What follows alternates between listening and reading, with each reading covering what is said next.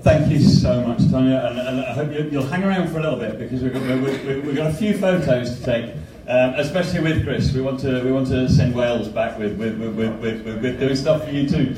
But moving on again with time, again it's another privilege and it's absolutely great to have here someone I've known since I got involved in campaigning and objecting to this law around about when I was 18, 19. And you know, I remember hating on the Parliament and hating on the government, and then all of a sudden one day I was watching it, and up pops this fairly young-looking chap actually at the time, and he was standing up in Parliament and making a case for cannabis, and it was just stunning. Now this was when I was at that age. Now we're moving kind of 30 years on, and I had a little look on Hansard, and the record only online goes back about 20 years. In that 20 years, this man sat down here, has stood up in Parliament 116 times for cannabis. And that's one of the reasons why I really do want to appeal to everybody for the event that we've got, Patience at Parliament. You know, this man stood up 116 times in 20 years. That's more than most activists and campaigners. So I want to appeal to everybody. Come and stand up for Paul on October the 10th. But straight away, I'm going to hand over to Paul now, who's going to tell you all about him. Okay, there's a great introduction, and it's a joy to be here. And particularly following Tonya, who's one of the people who played for Wales and never once been bitten by a lion. I had to pull out of the game because they were bitten by a lion. And if you watch the news tonight, you'll see the point of that. The ignominy is a Welsh player had to pull out of a game last night because he decided to treat a lion as though he's a pussycat and give him a little stroke, which he didn't appreciate. Only the future is certain, the past is always changing. And the whole battle about in political life is seizing the past, trying to nail down the past, say what really happened, because everyone is constantly trying to rewrite history into their own advantage. It's extraordinary that we haven't legalized cannabis, but we're against this great mountain of ignorance, stupidity, of denial. The intelligent arguments are all on our side. The civil servants are behind this. They're the ones who are so defensive, and they never tell an untruth. But they are truth retentive. They are knowledge retentive. Give an example. I asked a question. Simple question, a simple answer. And it ended up, I had to ask 6 questions to get the truth. And the question was, how many prisons in Britain are free of illegal drug use? And the answer came back, there were 83 prisons last year that were found to be free of illegal drug use for 1 month. No. How many were free of illegal drug use for a year? And the answer came back, 1. Which one? Next question, and this goes on. Blantyre House. Okay. How many prisoners were in Blantyre House during this period? Answer, none. So, the problem's solved. If you want to solve the problem of drugs in prison, you don't get rid of the drugs, you get rid of the prisoners. What do you think of it? They have a prison crisis in the Netherlands at the moment, which after nearly 50 years of intelligent, pragmatic drug laws, they don't have enough prisoners to fill their prisons. What do you do with an empty prison? And they use them for role-playing, games at the weekend. But that's their prison crisis. They don't have enough criminals. And we have a criminal multiplication program called our drug laws.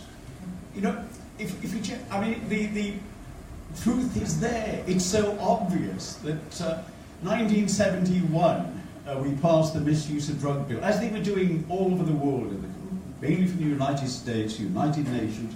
They were going to get rid of all illegal drug use. And at the time, I belong to a generation where there was no, the drugs of abuse that we were tempted to use were woodbines and bitter beer. But in 1971, there were about 1,000 people addicted to cannabis and heroin. There was no use, addicted to heroin and cocaine. There was virtually no use of marijuana, cannabis at all. I mean, I don't know where you get it from. It didn't exist as a drug in any great numbers. It wasn't in universities, it wasn't anywhere, as I can see. But they were decided that they were going to ban it and bring in prohibition. I'm imagining it, just 1,000. And most of those were people who had become addicted by the use of morphine to relieve pain in hospitals, and they were getting it from the health service, their prescriptions. And we've gone from that, and it happened every year since that, to a number of 300,000, 380,000 was the recent high in the number of people who are addicted to heroin and cocaine. Drug deaths are at a record high. You think someone would notice and see the cause and effect. It's not happening in countries that have taken an intelligent approach to drugs. But there is, I mean, one of the great problems of the House of Commons, and it's run by myths. I don't want to destroy any respect you have for the place, but I mean, mine has declined every year that goes by. You don't underestimate the stupidity and ignorance of members of Parliament. It just goes on. The problem last year, they all got together and thought, let's do something about legal highs. And legal highs are a special problem. I mean, anyone who takes them, I think, is taking an enormous risk, that they're ingesting something that's never been ingested by humankind before anything can happen as a result. It's a great gamble. But there were good debates in the House of Lords on this because there are a lot of scientists there. We have very, very few people in the House of Commons who think scientifically. We've got one person who was elected by the Tory party onto the Science Committee, who made a speech in my hearing saying that surgeons don't operate when there's a full moon because blood doesn't coagulate when there's a full moon. And this is one of their people who regard as a science spokesman. We've got all kinds of people who are into superstition and very, very bad science. If we just take the basic fact of this, and the lesson that hits us the whole time is that prohibition doesn't work. Well, this is only a year ago since we had the Psychoactive Substances Act. First of all, they had a huge job to find out how you define the psychoactive substance, and they were sort of things that make you feel good. And that was anything from incense to the fresh air in Skegness made you feel good. I mean, we find people like that. But they ended up with nitrous oxide and fell on them. But they couldn't find a way of defining it. But they then, the debate in the Commons went this way. You look at other examples and say, what works? And the only sign of an intelligent idea on reducing the harm from the psychoactive drugs came from New Zealand, who suggested that they should be licensed and sold as long as the manufacturers, and as you could make them know, could prove that they worked. Very difficult to do, and they haven't. It's not the full answer. It's not. There isn't an instant solution. But we did know of two things that didn't work, and that was the bill that we had before us, because it was virtually identical to a bill they had in Ireland and a bill they had in Poland. There is two countries that have really tried to prohibit psychoactive drugs. What happened in those countries? It's sort of a reasonable question to ask. What was the results in Poland and Ireland? And in Ireland, the use went up from 16% of young people to 22%, and the number of deaths increased. In Poland, very similar result. So what did they do? They passed the bill. Because, politics is like this. The greatest heresy in politics is that something must be done. And people will say this, well, we've got to do something. We can't hear and do nothing. There's a problem out there. We've got to do something. No, you've got to do something intelligent. People are rewarded by the tabloid with huge praise and said, oh, they've taken a tough decision on this. Nobody rewards MPs or governments for taking an intelligent decision. But it was a very stupid thing to do with the psychoactive drugs bill. And then just a year ago, we've now got 123 deaths. We had 50 odd before. You know, we've actually increased the number of deaths. We've seen people on the streets in Wrexham, in Manchester, in a state that we've never seen before. It's a Parliament-created problem. And we've gone on, as many of the other speakers have said, of not only inducing waves of crime, but we've also increased the number of deaths and people who are losing out by our Drugs Act. I mean, there is hope for, and I mean, one of the adjectives that's used against me in politics is that I'm controversial, and I discovered after being there a very long, 30 odd years, is that this means that all intelligent people agree with every word I say about 25 years after I say it. So I have to keep staying on there, you know, as I should lie down and forget all about it.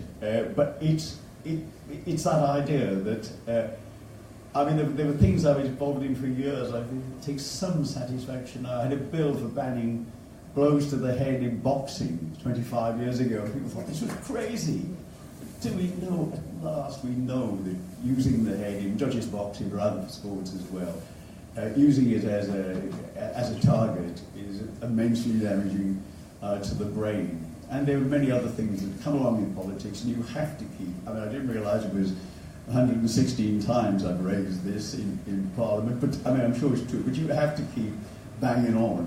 There's a lovely Welsh phrase, double don cadiragare, frequent knocking breaks the stone. So eventually we might get there. But I think one of the, what jarred me into new life, a new anger, was seeing the government's latest policy on drugs. You know, I mean, you could hardly change it from what was said, you know, 10 years ago, 20 years ago, 30 years ago, 40 years ago. The same naive idiocies in there as always have been that don't stand up to any kind of scrutiny. And what's disappointing, and there were two friends of mine who were ministers who were in charge of drugs. I mean, one of them was Mo Molan, who was, you know, a great, tough character, Mo. And I'm saying to her, look, on the question of drugs, when can we do something about it? And she said, those down there pointing to Tony Blair's office would go apeshit if I told them this, didn't do it. And it meant that her career, her job as a minister, would be over. And Bob Ainsworth, another, you know, decent minister, didn't have a very spectacular career, but when he stood down as a minister, started to campaign against the prohibition of drugs. So the people are there, people do know it. And those figures, they're very optimistic that we have, are very encouraging, that have been collected on the views of MPs. I think they might be that there's a self-selecting, I think it was about a third or about half of MPs, which is fine, but I mean, certainly the Vox Pop that took place after I suggested that people should go out and join all you criminals in this room and break the law. But there was a Vox Pop in one newspaper which said 82% agreed. But I think there is a realisation that we're doing something that's terribly wrong. But what spurs me on and really pierces my heart is the memory of Elizabeth Bryce, who, and it seems extraordinary. 2 days ago I had an account, a testimony for someone, and I looked at what Elizabeth Bryce had said to me 20 years ago, and and it was exactly the same experience, this horror of having your body overtaken by this cruel disease of MS and tormented by the spasms that she had. Elizabeth Bryce, she campaigned under the name of Claire Hodges. But she was a very bright, wonderful woman, a wonderful human being. And among the things that she did, believe it or not, and I've got a copy of one of the books, is to translate the Noddy books into Latin. But Noddy was Nutamus, I remember, and I worked my way through them with my schoolboy Latin, and we found a very rewarding experience. But she was a television producer, you know, very, very not going to be fooled by anything, not naive or being deceived anyway. But it was looking into her eyes and realising the effort she made to come down to Parliament again and again. And I believe someone now, she died a few years ago, and somebody's making a film of her life. And it's the thought that, there are tens of thousands of other women like her, men like her, who are suffering these terrible torments, and all to escape them if they've got cannabis and got it under control in the way that many of you, I'm sure, have done. It's against the law. You'd be thrown into the slammer for 5 years. I mean, what lunacy? I mean, what country would carry out these laws? But there was a case, I mean, we haven't had any, I don't think for a while now that I'm aware of, but I remember a case where the jury came in and there was a campaigner there who came in a wheelchair, clearly suffering, and the jury said, we don't want to convict this man. They sent a note to the judge. If we disagree with the law, can we find him not guilty? And the judge said, no, you can't. I don't make the law, the judge. You don't make the law. Parliament makes the law. And it's because of that they had to find him guilty and in some sense, people did go to jail for long periods at one time. We're in a strange position now where people can say, well, the law is decriminalised. It's a long time since my police force in my area and lots of other areas who have actually arrested anyone, and the police generally treat it as though it's a drug that's not illegal. So we're on the brink of this, where the people who are out of step are Parliament. I mean, we're defending a law that you can't really implement, and that's what the idea of the 10-minute rule bill is. The bad news about 10-minute rule bills, I think only 12 of them have become law in the last 25 years. The good news is one of them was mine. So that fills me with a little hope. I have got one into law. The other one is the reaction you get. I mean, what we want to do is to put this into focus and say, here are this gang of criminals breaking the law. I mean, implement it or change it. And the sensible thing, and I think most people will agree, that if we present that case of the great qualities, medicinal qualities that people find that it has, it will be accepted. Please get on. I've asked MPs, a range of MPs, to support it. Nobody said no so far. We're people that we know to be bright and sympathetic and intelligent MPs from all parties. That's not the majority, I'm afraid. But there is the ones who, the curse of parliamentary life is MPs are, it's part of the nature that they want to be rigged up to a drip feed of adulation every day coming into the veins. They want to please the public. But they're terrified of being accused of going to pot. I mean, there was a by-election in a little borough in Saddleworth many years ago now, and we had a Labour government, and I had one of the 116 times that I raised it, I had another bill before Parliament, and I had a almost hysterical advisor to the Labour Party. He said, this will ruin our campaign in Littleborough and Saddleworth, because the basis of our campaign is the Lib Dem wants to legalise drugs. He's obviously a dope fiend that we have to expose. And the Labour candidate, of course, very much against that, who was Phil Willis, I remember the time, Phil Willis. I refused to do it, and the whips were very good. The whips were on my side, able to thump me. But that was the theme of the election, is that we should expose this Lib Dem. Well, what happened? The voters decided that Chris Davis had done nothing worse than being caught in possession of an intelligent idea, and they voted for him, and they rejected Phil Willis as being, I think he was head of the National Union of Students when he was in college, but they rejected him as being sanctimonious and impossibly implausible because of his idea that he'd been to college all those years and still remained, came out of it without increasing his influence as a pure, saintly individual. And it wasn't an argument that the voters bought and Chris Davis was elected. So but that is the, what's happening in Parliament all this time. There's a chance to be, I think, really optimistic in this by what's happening in the rest of the world, where we're seeing sanity prevail.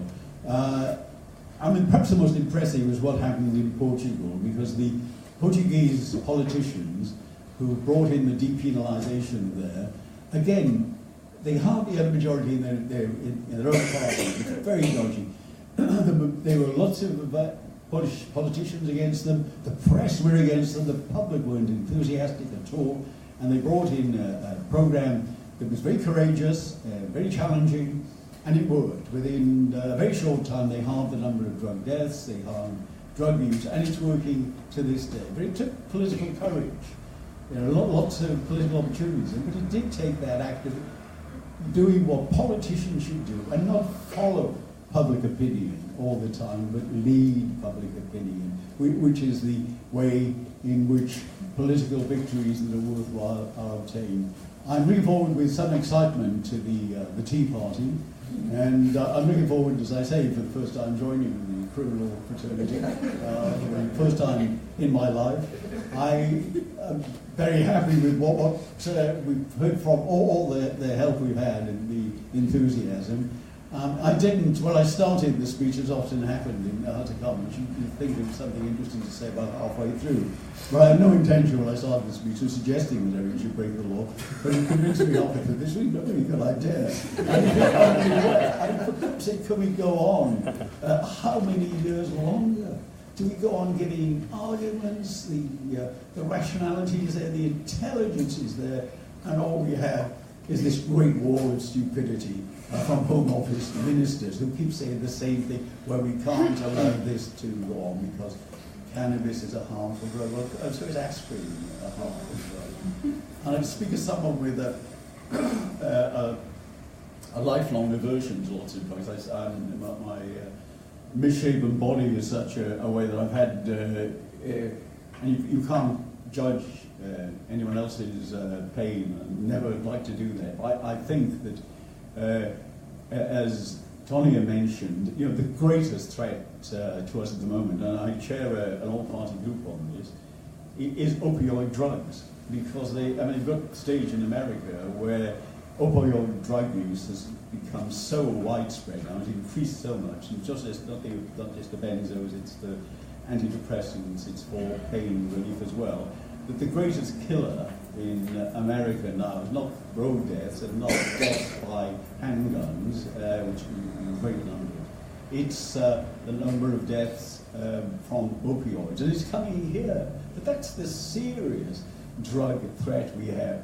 The greatest abuse of drugs is the use of neuroleptic drugs in tens of thousands of retirement homes for the elderly, where the elderly are given these drugs which shorten their life. They're meant to be for the antipsychotics, and they're given in some residential homes to 100% of the residents, and they lead them into the final hours of their lives in misery and confusion. But that's drug abuse on a massive scale. These are the real problems. But somebody taking cannabis in its natural state to relieve pain is a good news story, and the one that we should seize. Can I say just a couple of fun points? I'll go on for every flight. I'm trying to search for a full stop somewhere. There's one of the slightly intellectually challenged Tory MPs, Nigel Evans, once announced in the Commons that people shouldn't take cannabis, because people realise that it consists of 600 chemical compounds. And the New Scientist pointed out, as he counted how many they were in the cabbage he had the night before in the members' canteen. But there are, the complexities of this, and there are 92 cannabinoids. And I don't think we'll ever understand the chemistry of cannabis and its effects. But we know that the problem is, with those 92 cannabinoids, if you take away cannabinoid 68 and we might find the disappearance of that means that it detoxifies cannabinoid 42, or it might make it worse. But we really don't understand, and it's chemistry of a vast complexity. But we do know that cannabis in its natural state has been trialed and tested, for at least 5,000 years in every continent on the planet. And if there were, we know there are problems here and there. We know it should be kept out of the hands of children. We certainly wouldn't want that. There are links with, not as common as they may be, with mental health problems, but we can guard against that with the legal market. But we can't continue doing what we did with the psychoactive substances bill by pretending for once that substituting an illegal, irresponsible market for a market that's open and legal, as the head shops were, is going to cause any improvement. Well, I believe that our best chance of winning is for your organisations here to get across to their MPs, sit down, arrive in your wheelchair if you use one, and get across and look them in the eye and say, this is causing me pain because I'm taking the medicine of my choice, the only one who gives me relief from the torment of MS, and you are criminalising me for doing this. That's barbaric, and I'm sure that they'll listen to you.